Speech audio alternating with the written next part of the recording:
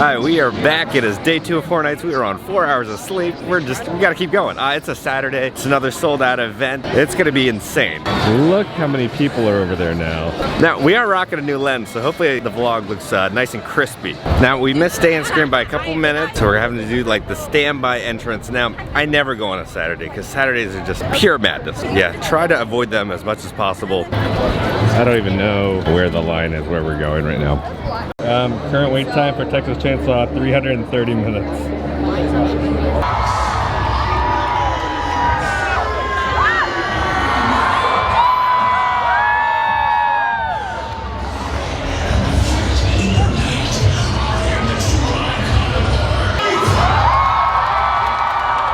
So it's 6:10, they're starting to allow people in. Stay and screen, they start letting people out of their little area at 5:30, so they have like a half an hour to like 40 minutes extra time to go through the house. So I do say if you're an annual pass holder, get in the park, go to stay and screen, you'll be able to hit a couple houses before the rest of the standby is allowed in. So we're in now. Now, the biggest tip is you don't go towards the houses by the mummy or anything, you go all the way to the back by Men in Black, because there's always lower wait time, so you can hit more houses, because everybody goes in first and then heads to like the main IP houses. You want to go in the back, go to the original houses. We're heading through Eddie's Revenge. I do enjoy going through the scare zones during the daytime because you can really appreciate the costumes.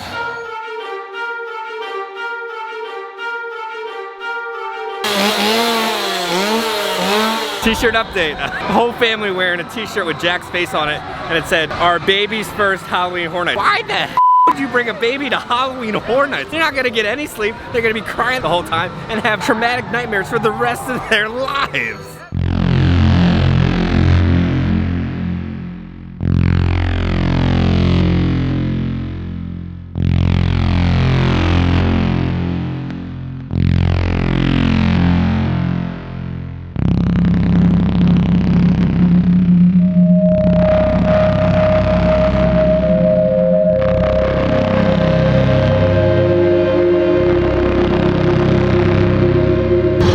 Lady in front of us calling that scare actor Groot.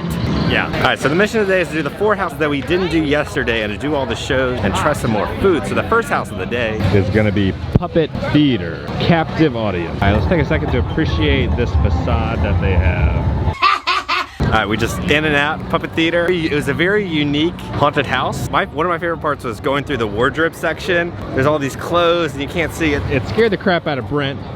How was that moment? It was awesome. The fog was coming out and I was like, let me get away from the fog, and all of a sudden there's a face literally right here.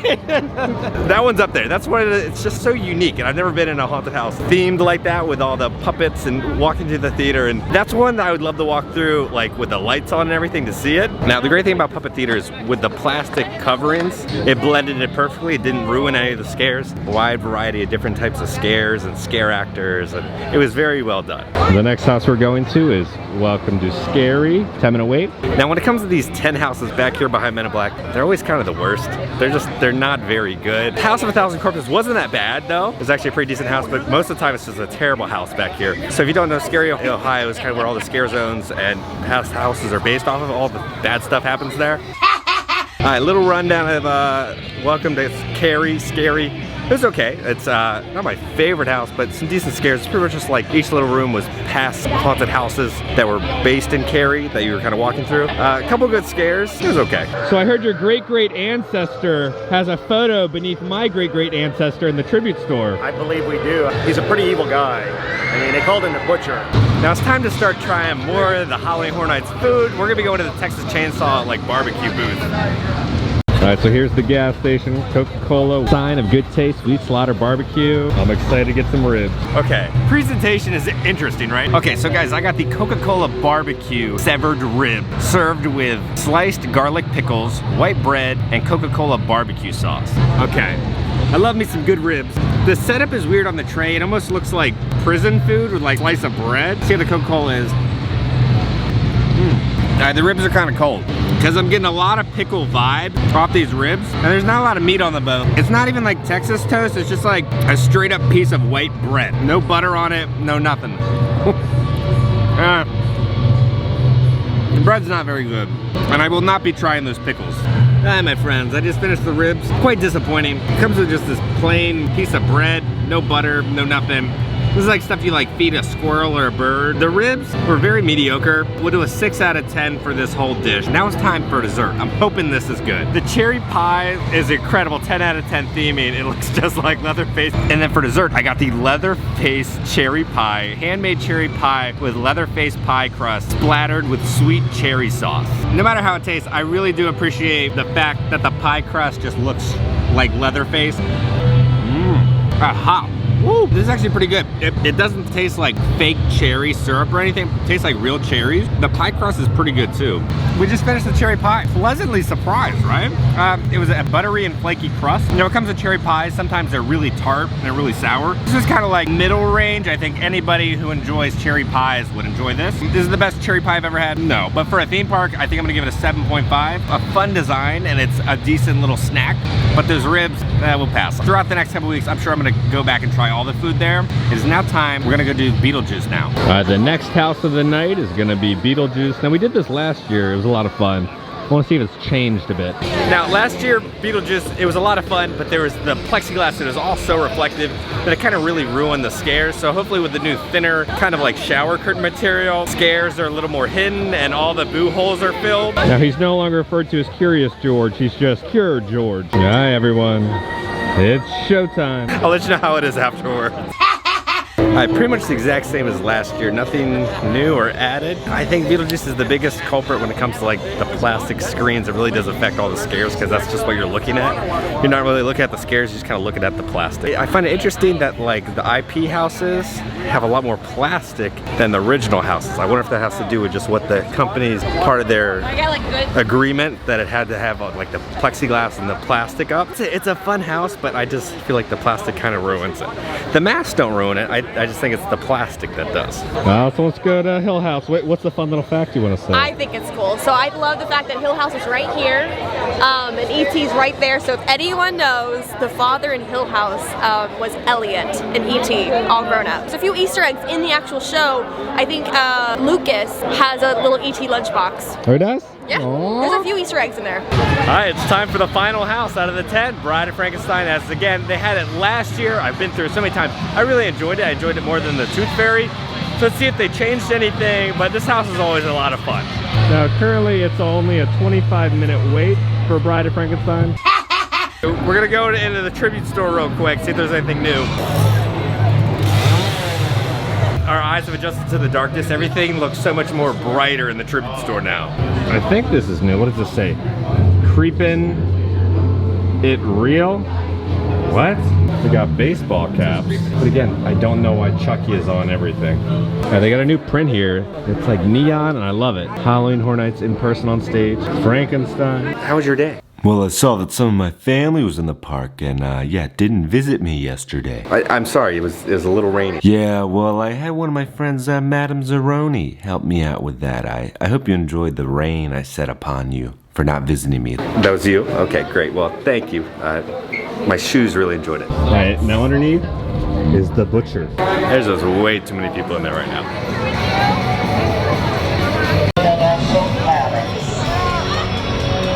Now, I think because of all the rain yesterday, they didn't have all like the stilt walkers, but in all the scare zones now, they have all the performers on like stilts. It's weird because like it's a sold out event now. It's not as busy as it normally is, right? Normally it's like shoulder to shoulder, just madness. And the wait times are normally like 2-3 hours sometimes, but they're all kind of around an hour, which is really nice. It's time for us to go to the nighttime show. It's gonna be Marathon of Mayhem, and now it's kind of like World of Color with like the jets on the lagoon. I really enjoyed the one in the years past. It was absolutely incredible.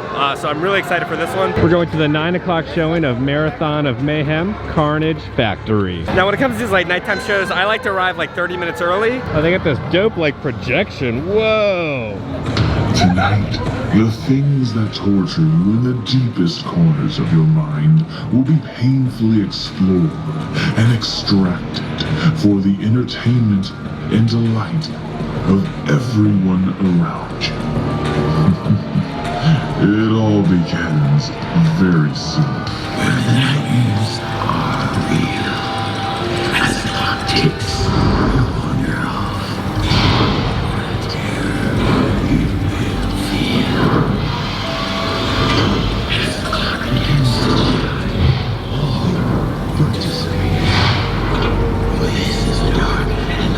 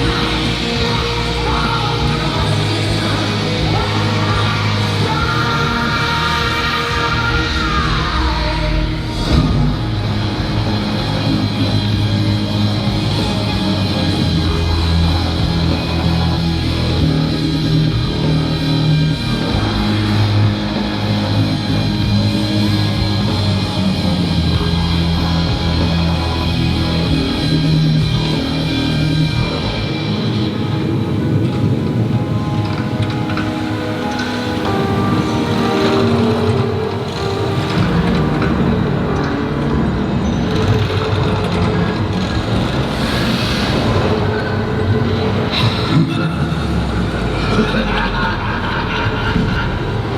been far too long.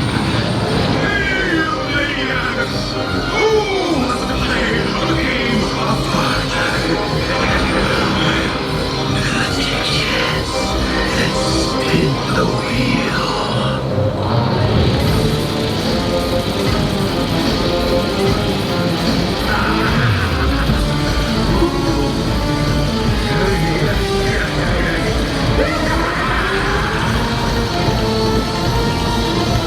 Well, this is classic. You all just want a monster of a prize.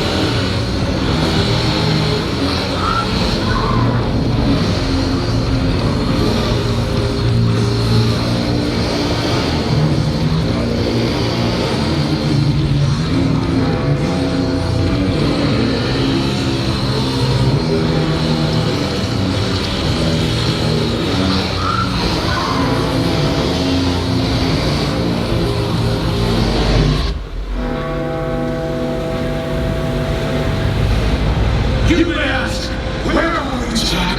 What is this gruesome place? Oh, I see the terror in your eyes and the panic on your face. This factory is all fun and games to extract the fear within.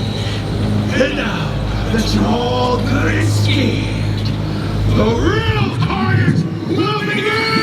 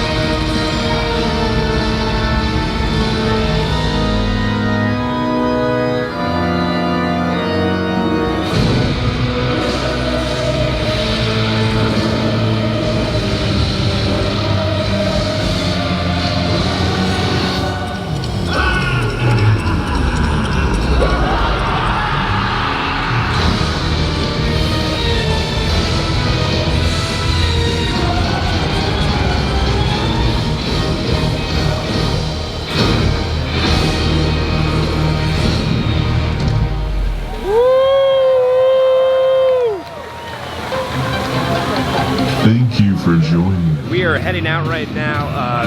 The water show is great. I don't think it is as good as the one in the year before, but it was like a spooky rock opera. Now, I do wish they had like Beetlejuice in there. It was just pretty much the Haunted of Hill House, Universal Monster, the Icons, and Texas Chainsaw Massacre. I wish there was a little bit more variety in the show, but I thought it was a lot of fun, and the water effects are always amazing. All right, let's go home. I'm struggling right now. Later. Okay, everyone. I just slept until 2 p.m. That was a long weekend at Halloween Horror Nights, but a fun one, right? It's an interesting year, right? It's not like any of the other years. You know, I'm glad that we have it. I think that's the best thing. First off, let's finish talking about like the water show. It was a pretty decent show. I wish there's a little more variety from some of the other houses in Halloween Horror Nights this year, but it's a decent show. It is time for the rankings for this weekend of the Horror Nights houses. So now for these rankings, they change every single week. Every single time you go through a house, it's kind of a different experience. Sometimes the houses are just a little off with the timing of when you're getting scared. So things always change. So my least favorite for my first walkthroughs is the Welcome to Scary. And then for number 9, it's gonna be Texas Chainsaw Massacre. And then number 8 is gonna be Revenge of the Tooth Fairy. And then number 7, Case Files Unearthed. And then number 6, Beetlejuice. Number 5 is Bride of Frankenstein. And then number 4 is the Halloween Horror Nights Icons Captured House. And then number 3, Puppet Theater. That is a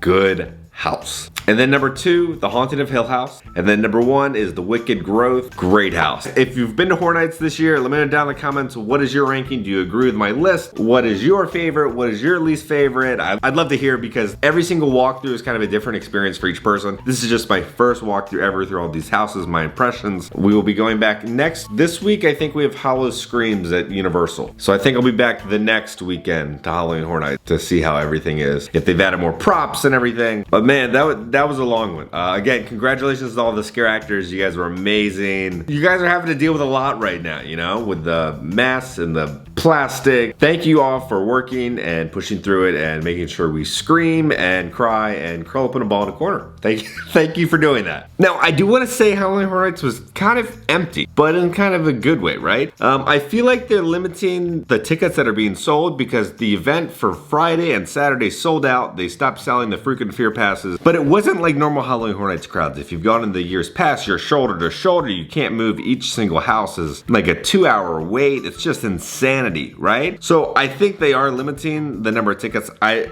don't know if that's true or not, but it felt a lot slower than normal, and it was a Saturday and it was sold out. So I'm kind of glad because you can get through more houses during the event. Let me know if you were at the event. Did it feel slower than normal? On that note, guys, I love you all. Please stay safe, stay spoopy, and I will see you all very soon. Bye.